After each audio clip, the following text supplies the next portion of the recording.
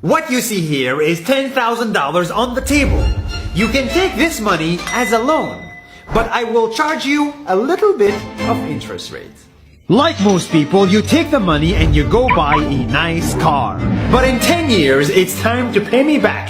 And because of interest rates, now you owe me $20,000 and not 10. You will say, I don't have money to give you. And if you don't, I take your car and a piece of your house. This is how debt works. And after 3 years of traveling the world, I noticed that this is exactly what China is doing. For example, take the small island nation of Sri Lanka. This developing country needs money and China has a lot of it. So Sri Lanka took billions of dollars in Chinese loans. It was easy money just there to be taken. And with that, they built skyscrapers, highways, airports, and shipping ports. The country grew and prospered. But few years later, this easy money came with interest rates, and Sri Lanka was so much in debt that it couldn't pay back China its money. And the only way out was to give China control of what they had built. In other words, Sri Lanka lost a piece of its home to China because of debt. This is the Chinese money trap.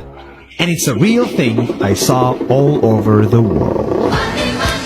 In Papua New Guinea, I saw $2 billion in loans given by the Chinese to build skyscrapers, infrastructures, and ports.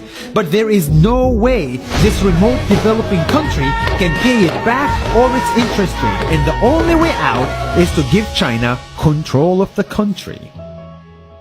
In the Maldives, Pakistan, Malaysia, Laos, Kazakhstan, Mongolia, Egypt, Kenya, and South Africa,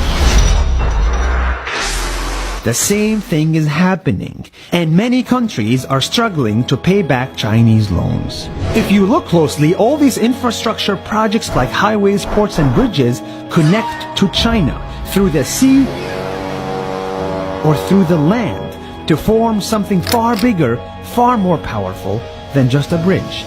A new Silk Road.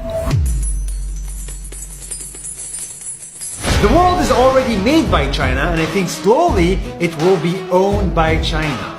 Don't get me wrong, building bridges, ports, highways, and airports is a great thing for the people and the country, but they come at a very high cost. And when these countries can't pay back the loans, these countries will lose their homes. One thing my parents had taught me is that there's no such thing as a free lunch or a free ride. So if we're not careful with our money or other people's money, then we better start learning Chinese. 下周见。